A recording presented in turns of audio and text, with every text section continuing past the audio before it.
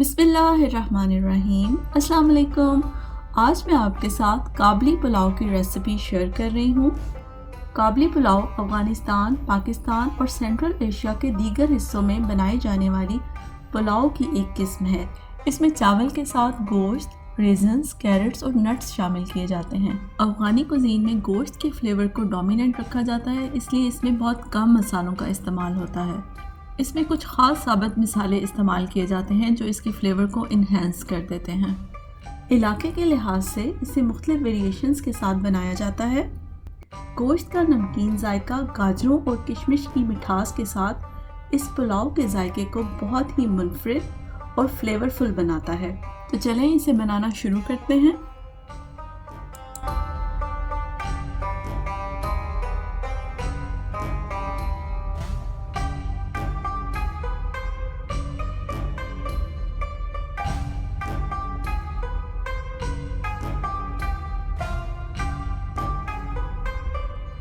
देखें, यहाँ मैंने 4 किलो मटन लिया है जिसको बड़े पीसेस में कट करवा लिया था।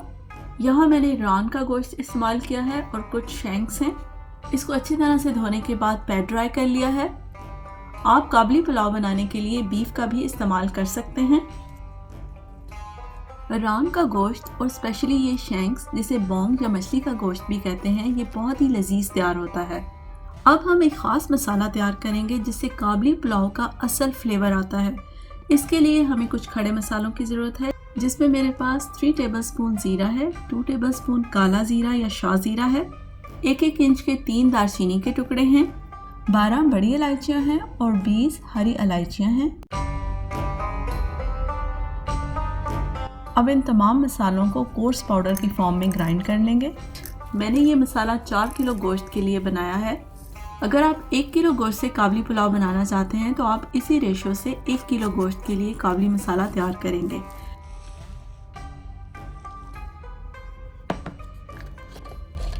तो ये हमारा काबली पुलाव स्पाइस मिक्स रेडी है। मसाला तैयार करने के बाद हम इसे एक साइड पे रख देंगे और अनियंस काटने की तैयारी करते हैं। मैंने यहाँ 3 मीडियम साइज के अनियंस लिए हैं। इन्हें स्लाइसेस में कट कर लेते हैं।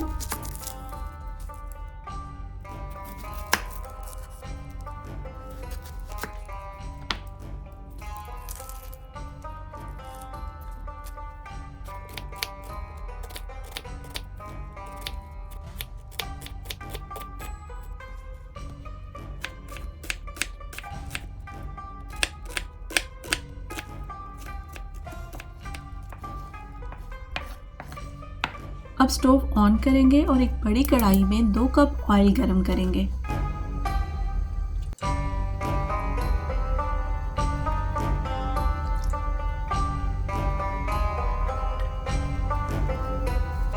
अब इसमें गोश्त शामिल करके 3 से 4 मिनट के लिए फ्राई करेंगे ताकि इसका कलर चेंज हो जाए।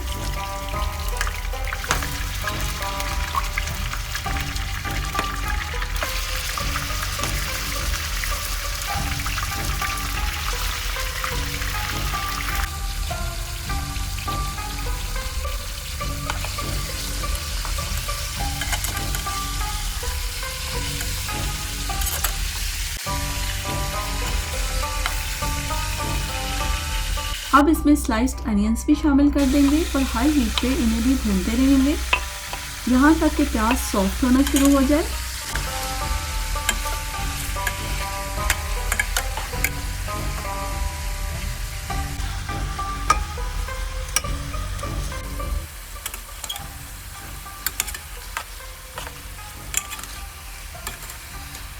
अभी प्याज सॉफ्ट होने लगी है तो हम इसमें ये लहसुन शामिल कर देंगे। मैं इसमें 3 टेबलस्पून लहसुन शामिल कर रही हूँ। इसके अलावा मैं इसमें 4 टेबलस्पून नमक शामिल कर रही हूँ। नमक आप अपनी चॉइस के मुताबिक कम या ज़्यादा रख सकते हैं। 2 टेबलस्पून चीनी भी शामिल कर देंगे जिससे बहुत ही बैलेंस्ड फ्लेवर आता है। इसे अलट पलट करके भूनते रहेंगे यहाँ तक कि प्याज़ों का कलर चेंज होना शुरू हो जाए। प्याज के कलर को आपने ज़्यादा डार्क नहीं करना, वरना पुलाव का कलर भी डार्क तैयार होगा।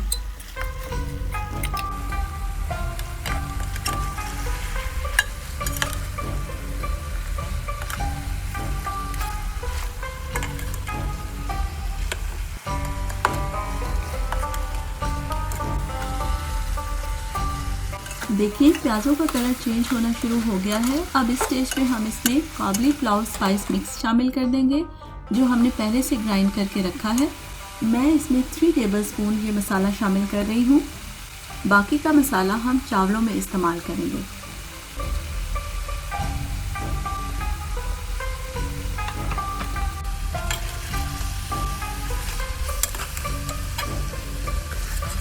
मसाला शामिल करने के बाद गोश्त को एक दफ़ा पलट देंगे और साथ ही हम इसमें पानी शामिल कर देंगे ताकि मसाला जलने ना पाए। मैं इसमें 4 लीटर पानी शामिल कर रही हूँ। पानी शामिल करने के बाद इसे एक दफ़ा मिक्स करेंगे और ढक के बॉयल आने देंगे।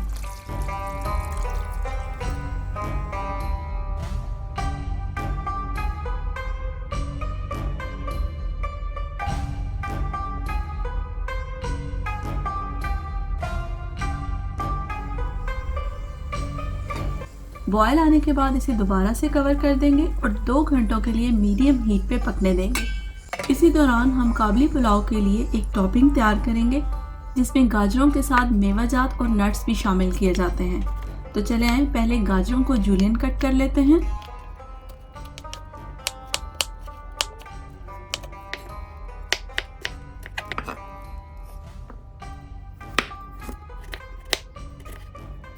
मैंने यहाँ 300 ग्राम्स कैरेट्स ली हैं।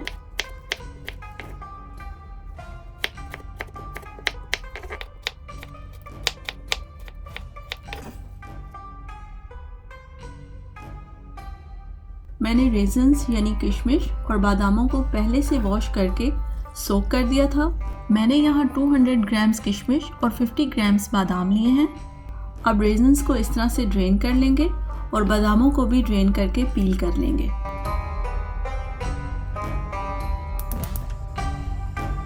स्टोव ऑन करेंगे और उसमें 3 टेबलस्पून ऑयल शामिल करने के बाद गरम कर लेंगे।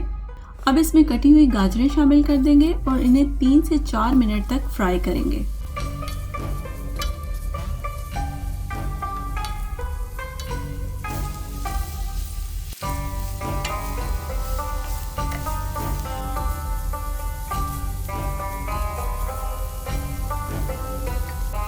मैं इसमें 2 टेबलस्पून चीनी और 1 टीस्पून इलायची का पाउडर शामिल कर रही हूँ।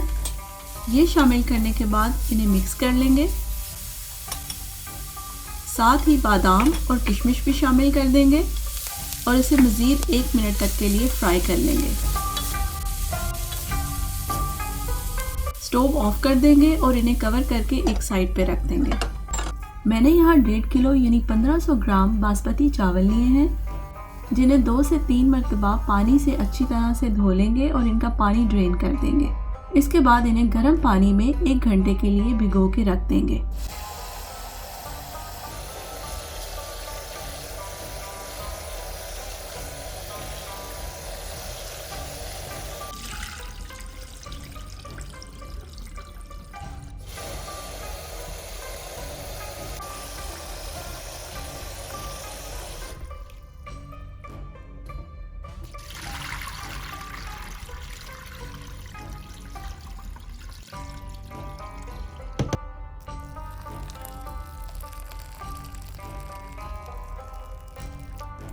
यहाँ गोश्त को पकते हुए 2 घंटे हो चुके हैं। गोश्त भी अच्छी तरह से गल चुका है और तकरीबन आधा पानी रह गया है। 1 घंटा भीगने के बाद चावल कुछ इस तरह से लग रहे हैं। अब इन चावलों का पानी ड्रेन कर देंगे और इन्हें यखनी में शामिल कर देंगे। चावलों को हमेशा खुले बर्तन में ही बनाना चाहिए। अगर ज़्यादा यखनी होगी तो चावल खिले खिले नहीं बनेंगे बल्कि नरम हो जाएंगे। इसलिए यखनी से चावलों का लेवल तकरीबन आधा इंच या इससे कम ही होना चाहिए, इससे ज़्यादा नहीं होना चाहिए। मैंने यहाँ नमक भी चेक कर लिया है, बिल्कुल परफेक्ट है। लेकिन अगर आपको नमक कम लगे तो आप इस स्टेज पे नमक शामिल कर सकते हैं। हीट को हाई ही रखेंगे। अभी इसका पानी तकरीबन खुश्क हो चुका है तो इसमें बाकी का भी स्पाइस मिक्स शामिल कर देंगे जो हमने पहले से बना के रखा था, और जो गाजरें हमने रेजन्स और बादामों के साथ तैयार करके रखी थी वो भी चावलों के ऊपर इस तरह से एक साइड पे डाल देंगे।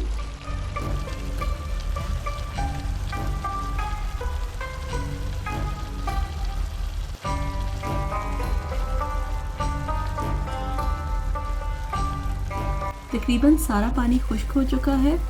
अब हम इसे कवर कर देंगे और बहुत ही धीमी आंच पे इसको 20 से 25 मिनट के लिए दम पे छोड़ देंगे। 20 मिनट हो चुके हैं, तो चले अभी चावलों को चेक कर लेते हैं। वल्लाह क्या ज़बरदस्त चावल तैयार हुए हैं।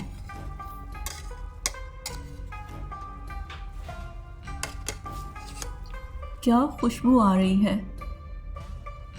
बहुत खिले खिले राइस बने हैं और गोश्त भी बहुत ही टेंडर है, जो इन चावलों के साथ बहुत ही मज़े का लगता है।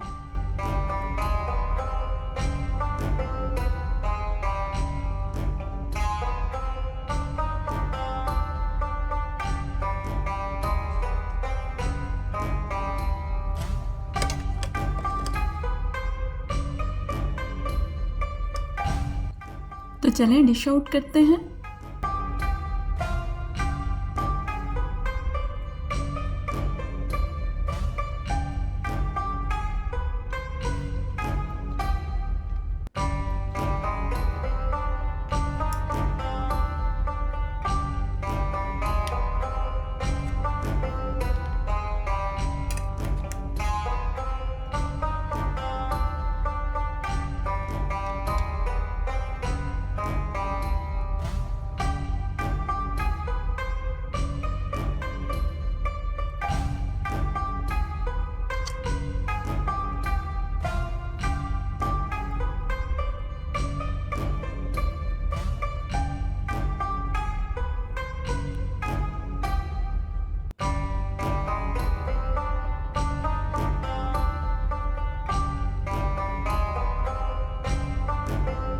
अब टॉप पे इस तरह से कैरेट्स, रेजन्स और नट्स शामिल कर देंगे।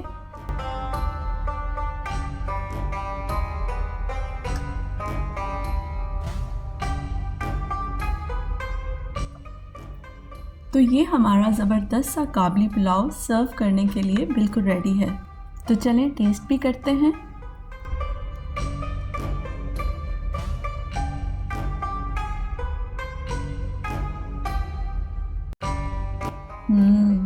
बहुत ही मज़ेदार। कैरेट्स और रेजन्स का स्वीट फ्लेवर और गोश्त का नमकीन फ्लेवर मिलके बहुत ही ज़बरदस्त टेस्ट बना रहा है।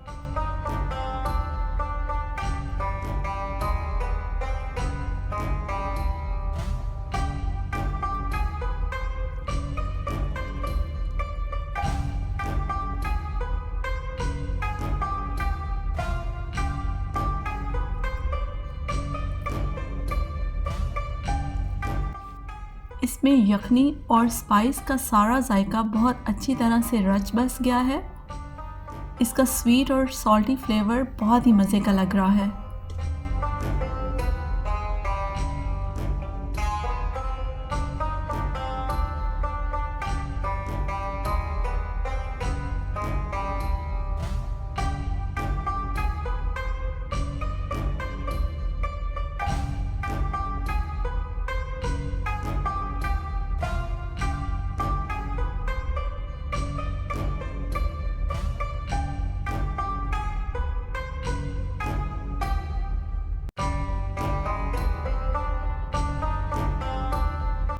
दावतों पे या स्पेशल ओकेजन्स पे इसे एज अ मेन कोर्स सर्व किया जाता है। बहुत ही लजीज बन के तैयार होता है।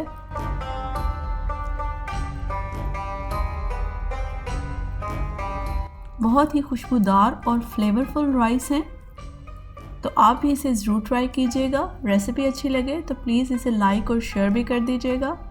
फिर मिलते हैं किसी नई रेसिपी के साथ। तब तक के लिए अल्लाह हाफिज़।